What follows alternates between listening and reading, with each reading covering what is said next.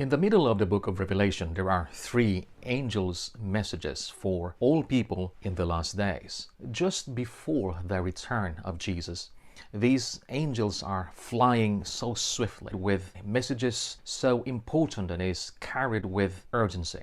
These three angels' messages going out to the whole world are cosmic messages that have eternal bearing. Heeding to these messages or rejecting them will forever seal one's destiny.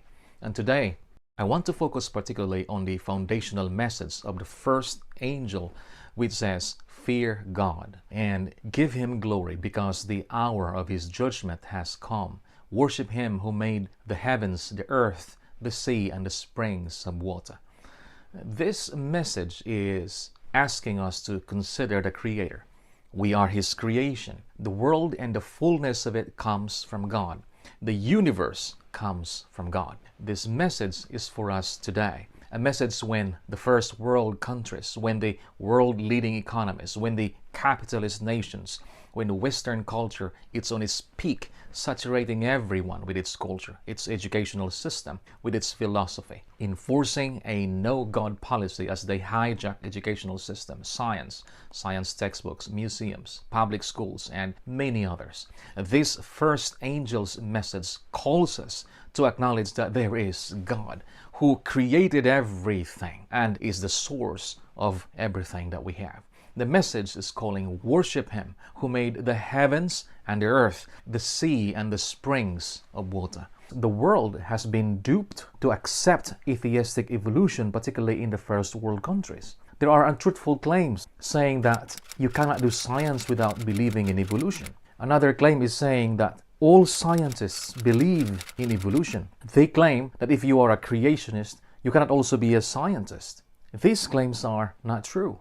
I have members of the church and also friends who are scientists and they believe in creation. Actually, there are thousands of PhD scientists all over the world who don't accept evolution and don't accept the belief in millions of years. These creationist scientists see the harmony in the words of science and the words of the Bible. It is the atheistic scientists that have problems with creation and created this harmony between Bible and science.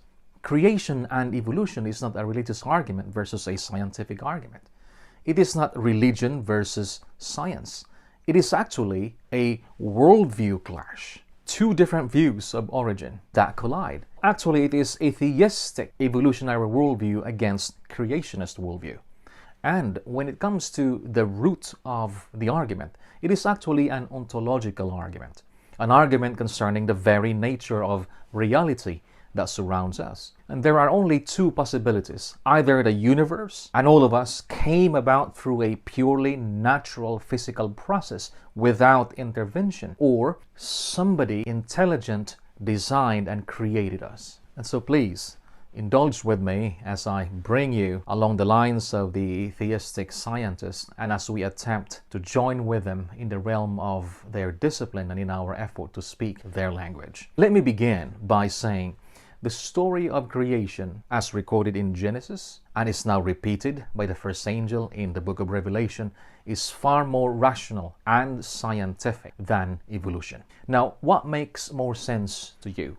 A rational God who created a rational world that can be studied rationally, or an irrational, meaningless process that somehow resulted in a rational world that can be studied rationally? It doesn't even make sense. The Big Bang, evolution, the millions of years, and naturalistic origin of life, written in all science textbooks for all children and students to study, including yours, are not scientific. Is Big Bang observable and repeatable? No. Is millions of years observable and repeatable? No. Origin of life. Has anybody ever made life from the non-life? No. You see, evolution is not scientific fact. The millions of years is not a scientific fact either. You have to understand that atheistic evolution forced upon students as truth violates the known discoveries and established laws of science. Let's look at thermodynamics, for instance. Evolutionary theory claims that organisms get better ordered over time, that is, from simple to more complex organisms. But the second law of thermodynamics holds that entropy increases. That is, systems over time become more disordered. To illustrate this, if you toss and throw several bricks, which kind of pile of bricks would you likely produce? Is it this or this? Of course, the random-looking bricks. The randomness of those bricks is what the second law of thermodynamics means. When you throw several bricks, that means the entropy increases. The result of that is you will have a random-looking pile of bricks after you have thrown them. You see, when entropy increases, that's the activity, the randomness increases as well. The higher the entropy, the higher the disorder. Because as gas expands in a system, entropy increases. More energy put into the system excites the molecules and the amount of random activity. And so the evolutionist paradigm that organisms evolved and increased their activities from simple into more complex forms, that means molecules rising in activities, and yet got better ordered and arranged and became perfectly balanced, now teeming with all forms of life in a fine-tuned planet that we live in now, violates this established law of physics. Based upon the second law of thermodynamics, if ever evolution happened on its own, it should have been an evolution of chaos and randomness by now, instead of harmony, order, and balance that we see all around us. This fine-tuned planet with the right amount of oxygen that is compatible with our lungs cannot be a random thing. Our exact distance from the sun, so we don't get burned if too close, or get frozen if too far. These things are not random. We are spinning every 24 hours at the speed of almost 1,000 miles per hour, spinning like a top. In addition to our spinning of almost 1,000 miles per hour, we are also hurtling and orbiting through space around the sun at the speed of more than 66,000 miles per hour for the entire 365 days. You see, it's a frightening thought to travel in space at these enormous speeds and no one is in charge. There is nothing random about that. It is planned, it is designed. It is God who created a perfect habitat for all the flora and the fauna and the humans to thrive and to flourish in this planet. And the next one is biogenesis. The law of biogenesis says that all life comes from pre-existing life. Life can only come from life. And yet evolution says that life can come from non-life. But we see no examples or evidences of non-life turn into life. Anytime they have done these sorts of origin of life experiments, where they're trying to take a soup of all these different molecules, add a little bit of lightning, cook everything together, add a spark, and out comes useless gunk. They have to do a lot of tweaking to come up with the best result. And what is the result? Just amino acids, no life, no meaningful information as far as real DNA is concerned. You see, the odds for 250 chemical parts coming together is 2 times 1004 to the power of 6. That is 2 with a 46 zeros after it. Those are terrible odds for the first cell to even come into existence all by itself. It is impossible for these natural causes to come together to form life on their own. Life can only come from life and from the giver of life. So far, no scientist or atheist can produce life from any matter, and they will never ever be able to do that. The other thing why evolution does not make sense is on one of the most fundamental laws of science, the law of cause and effect. You see, for every material effect that we see, there is a cause that came before it or concurrent to it. Evolution claims that somehow matter had spontaneously come into existence without a prior cause. The idea that the universe just popped into existence from nothing is simply not a scientific idea. You see, they postulate that the origin of the Big Bang is caused by this thing called singularity. That singularity is natural, but it suddenly behaves supernatural. And so, in essence, the Big Bang that they want us to believe did not follow the laws of nature. It was supernatural, but without any supernatural cause or any reason. Our planet, actually, and all of us living here, to come into being like this has no physical explanation. Both creationists and evolutionists can agree that our existence is something miraculous. Evolutionists are admitting that a miracle really happened, but to them, it happened all by itself.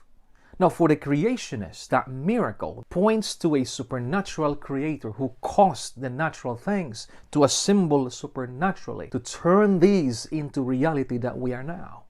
And so the effect was supernatural through a supernatural cause. That is cause and effect.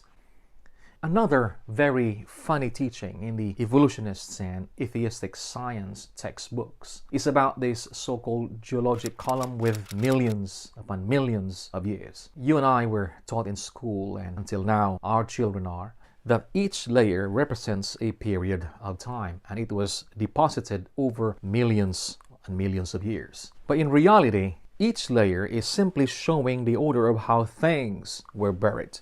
You see, both land and sea creatures are found throughout the geologic column. Sea creatures are found from the lowest to the highest layers, and even on top of the mountains. In fact, 90% of the Earth's land surface is made up of sedimentary layers, which are rock layers that formed in water. The sediments are not a process of millions of years. They appear like that because there was a previous turmoil causing erosions brought by the waters that steer them, and when the steering subsided, they arranged in such a way. Geologists confess that the Earth is actually riddled with massively eroded features, like the Grand Canyon in America, the Blythe River Canyon in South Africa, and the Kapiti Valley in Australia. And yet, evolutionists still refuse to acknowledge a worldwide flood. Now, 2,000 years before our modern technology came, Peter already predicted these evolutionists to come in our day called the last days, meaning we are living in the last days of Earth's history. Look at this. There shall come in the last days scoffers who are willingly ignorant, that the earth, being overflowed with water, perished. Peter warned us in advance. This rejection of truth about the worldwide flood during Noah's time would happen in the last days. The fossils that are unearthed are actually not the evidence of the history of life. They are the evidences of the death of so many lives during Noah's flood. The flood explains how all those things got buried. There are sea creatures on the tops of the Himalayas, the Alps, the Andes, and the Rockies. How did they get up there? Even creatures that don't have any hard parts, such as the fossilized worms and even fossilized animal manure, are found. How can a fossilized animal manure be fossilized slowly and gradually over hundreds, thousands, or millions of years? It doesn't happen. The reason why even a delicate worm is fossilized is because it was buried in an instant as an activity of the worldwide flood. Every fossil that is unearthed is contradicting the story of the evolutionists. In 2009, Mary Schweitzer, a paleontologist and evolutionist, made the first popularized discovery of soft tissues in a dinosaur bone. Now remember, they are saying that the dinosaurs lived 65 million years ago. But here is a dinosaur bone discovered, and it has blood vessels and cells, DNA and proteins, all of which decay quickly, yet are still intact. Now, if the dinosaur bone is covered slowly and gradually in the slow process of 65 million years, there will be no DNA, no blood vessels, and protein left in the bone. And Mary Schweitzer herself said, "This flies in the face of everything we understand about how tissues and cells degrade. I can't explain it, to be honest." Schweitzer can't explain it, and neither can her colleagues, who also cling to the evolutionary paradigm. The only explanation as to why those DNA, blood vessels, and proteins are still intact is because the way the dinosaur was buried was through an instant process. Therefore, the fast-decaying parts happen to remain in there. Another biblical and scientific reason as to why those millions of years and evolution is not acceptable is through observational science, with living things in their kind, such as the animals. In the creation account, it says that God created according to their kind, or after their kind, not through any evolutionary long gradual process. You don't have one kind developing into another kind. They are all created according to their kind. So even though you get a variety of pumpkins, for instance, they are not changing into other things. They remain pumpkins. Bacteria are not changing into more complex creatures. Yes, you can have great variation within a kind. You can get different species forming, which is what Darwin really saw. But there are limits to it, because there are no mechanisms at all in genetics to add in new information that never existed in order to change one kind into a totally different kind. Observational science can confirm that dogs always remain dogs. Cats always remain cats. There is nothing in observational science to contradict what the Bible already declared, that every animal will bring forth after its own kind. You can observe in the existing creation around us and in the fossil record. Nothing. You see, Genesis passes the test of scientific method. Evolution does not. And among the hardest evidences to show us how wrong these atheistic evolutionists are is in the evidence of morality. Morality, we have it. And why do we have it? If we simply happened, then there really is no right or wrong. We could just live our lives the way we wish to. But think of the evil things happening around. Inequality, corruption, racism, murder, selfish actions that harm others and deplete the natural resources and destroy the environment. Why would we cry out and complain when we see all these things? If atheistic evolution is true, then we just get used to it. Because evolution is all about the survival of the fittest. There is no law, the evolutionary paradigm, to tell us of any morality, because all of us are just accidents and we evolve through this irrational, immoral process, which means I kill and eat you because I can do so. Survival of the fittest without any hand guiding it.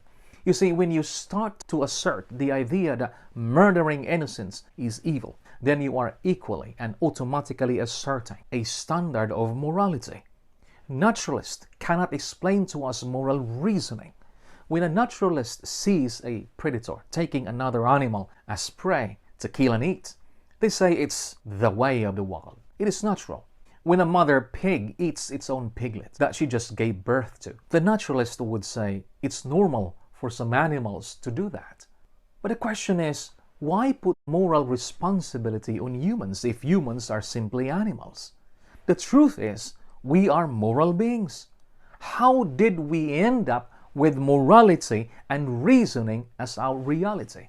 If we came from nothing plus matter plus chance, processed in irrational, non-moral beginning through eons of time, now end up with moral reasoning. Yes, you may explain survival of the fittest, but can you explain the arrival of the fittest? Can you explain the arrival of morality if we are just merely animals? The reality is, we are not the beasts in the wild. The moral capacity is placed within you and me. We're not animals. We're different from them. We are created in the image of God. The Bible says He has made everything beautiful in its time. He has also set eternity in the human heart. You see, human beings have court systems. We believe in justice and truth and in righteousness because we are moral creation. It comes to us from the absolute, non-contradictory person of God. In Him there is no lie, there is no ambiguity. And He gives us the 10 Commandments as absolutes and can be summed up to say that life given to you is sacred, your time is sacred, your properties are sacred, and so are your neighbors. Love God who created you. Love your fellow beings. They are your equal. Morality did not come from nothing. It came from a moral law, from a moral law giver. The Jewish race is still with us today. They are not extinct. Somebody tried, but they failed. These Jews can testify to the historical narrative and the accuracy of the account that God gave to Moses the 10 Commandments, which became the universal moral code of the civilized nations on planet Earth today. Jesus came, and Jesus was a real figure in history, written by Josephus, Tacitus, Pliny the Younger, the account from Babylonian Talmud, and from the works of Lucian. These historians and these historical books are outside of the Bible. They were not Christians. They wrote about Jesus from an objective stance. Jesus is a real figure in history. Jesus himself confirmed the legitimacy of creation. He confirmed the validity of the story of Moses. He confirmed that in the beginning, God created male and female. Genesis has revealed to us how we came about. Jesus confirmed Genesis. And now, the last book of the Bible, Revelation, is asking you and me in these final days of Earth's history that we ought to worship God who created all things. The secularists and the atheists took control of science, the science journals, and all the university science programs. They have taken over the museums, the public schools, the main textbooks for students all over the world. They have the control of the educational system, and they want their religion of secularism, of atheism, and of naturalism forced upon the students. In the West, there is no real separation of church and state, because the state is forcing a religion on generations of kids, that everything can be explained by natural processes only, and that is atheistic evolution. They hijack science, and they convince the whole world that science is only possible within an atheistic worldview. Evolution and its millions of years is the greatest myth ever forced into the minds of human beings. They eliminate the supernatural. Their theory is a religion. It is a religion of atheism. It actually requires more faith to believe in atheistic evolution than to believe in the accounts of Genesis. Look at this chair. Do you believe that this chair you are looking now just popped out of nowhere, assembled all the pieces together to form into a beautiful chair just like that? No. The chair speaks to the truth that someone designed it and put them all together for a purpose. Now, can we see the actual person who designed and put together the chair on and around the chair? No. The designer and carpenter is not there. He is not bound by the chair. On the same way that God is not bound by His creation. They say, there is no God. I can't see Him. Well, let us apply one element of God, and that is God's location. God could be residing anywhere in the universe. Can you claim that you have looked all over? No. Because if we go to the moon, well, the moon is just our backyard as far as the vastness of the universe is concerned. And even if you have already checked 99% of the universe, there is more than 1 billion galaxies yet to inspect. And so with a negative statement that there is no God, you must give the evidence that indeed you have checked every corner of the universe, that indeed God is not there. Someone says, I have a PhD or 2 PhDs, I have done research, I have read a lot of books. Well, fine. What particular field that you get your degrees in PhD? PhD degrees have very specific and narrow field. You read books. How many books have you read? 5,000, 10,000, 20,000, maybe not even 300. Here's a question for you. Of all the knowledge in the world, how much knowledge do you have? Of all the knowledge of science, let's say neurology, how much do you know of the billions of brain cells? Of all the disciplines there is in the world, how much do you know? For instance, let's look at the languages of the world. There are more or less 2,500 languages. How many languages do you speak? Do you speak 500 languages? Maybe not. In engineering, mechanical, electrical, civil, and chemical, just the main branches of engineering. Now, how much knowledge do you have in these disciplines? Do you know 70% of all there is to know? Most likely not. From an intellectual standpoint, how much do you know of all the facts and knowledges and wisdom there is to know in the world and in the entire universe? The answer is little, just a little. A very tiny fraction. But let's say you know 5% of all that there is to know. I believe that that is a very generous credit. Of all the knowledge there is in the whole universe, you have 5%, and that is amazing, because you only need 19 other people, each with 5% of knowledge like you, but in different fields, and the 20 of you put together becomes the ultimate sources of truth. That would be impossible, but let's just assume that you know 5% of the totality of everything that there is to know. It means then, if you accept that you do not know the 95 of all knowledge in the universe. Now, because you do not know the 95% of all the knowledge in the universe, the question is, could God exist in the 95% of the knowledge that you do not have? What you are saying is that God does not exist, but then you are admitting that you only know 5% of the knowledge there is to know. So when you say God does not exist, you are saying that God does not exist in the 5% realm of your knowledge, but He might exist in the 95% outside the realm of your 5%. And lastly, the 7-day week. Do you realize that there is no historical or astronomical explanation for the existence of the 7-day week apart from Genesis' account of creation?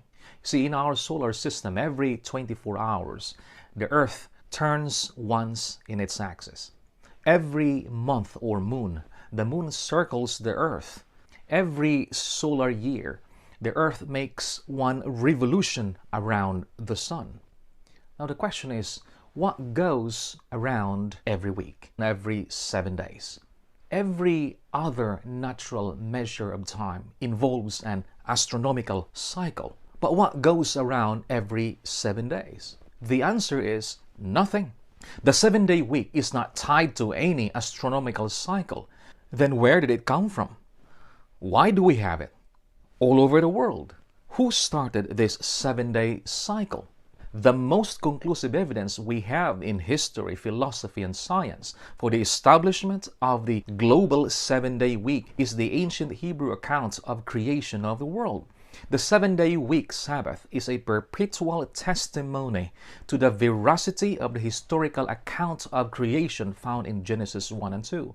Science cannot explain the 7-day week except by appealing to history. And history declares that the most consistent accounting for our present day 7-day week is found in the ancient Hebrew recording of creation found in Genesis. When God said, "Remember the Sabbath day," it's a memorial of creation, the 7th day. And on that, God said, "For in 6 days, God created the heavens and the earth, the sea, and all that is in them, and He rested on the 7th. You see, the 7-day cycle, the week, is a powerful evidence to show us that we came from a creator God. When Robinson Crusoe discovered fresh footprints in the wet sand, he knew there was another person on the island, even though he had not seen the person. If one print of a bare footprint in the sand is absolute proof of the existence and presence of a human being, what are we to think when we see the prints of the Master's shoes, as John Bunyan calls them, covering the whole world? There is enough evidence to believe that God exists. Please tell this to your neighbors. Tell this story to your children. We believe in God. Think about it. We believe in God not because we are intellectual ignoramuses. Our faith is not blind. God does not require us to just believe blindly. When Jesus came, He did many miracles in front of friends and enemies to prove that He is the Messiah. And after His resurrection, He showed to Thomas His pierced hands and side, and He satisfied the doubtful mind that He is the resurrected Jesus. We don't just believe blindly. Christianity is no myth. Christians are not weird and stupid. Faith in God is not a blind faith. He showed us the evidences, and He actually requires us to have intellectual faith, to have this informed decision as to whom we believe and serve. Is it God or man-made philosophy? Our intellect reasons, and we are convicted, both mind and heart, that we do not happen by just merely an accident. There is purpose, there is meaning as to why we are here. Before matter, before space and time existed, there was God. And God created time, He created matter and space, He created energy. The Bible begins with a statement that is so simple a child can understand it, yet so very deep.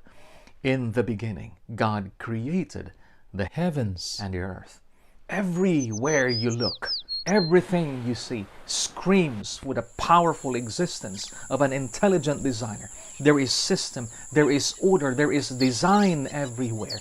We are not accidents. If God can take the world in His hand, design all the complex, intricate, delicate, microscopic things, if He can arrange the planets in their orbits, the stars in the universe in their innumerable array, if He can design all of these things, if He can arrange all of this perfectly, He can arrange your life. Jesus is coming soon. Fear or respect God and give Him glory, because the hour of His judgment has come. Worship Him who made the heavens and the earth, the sea and the springs of water.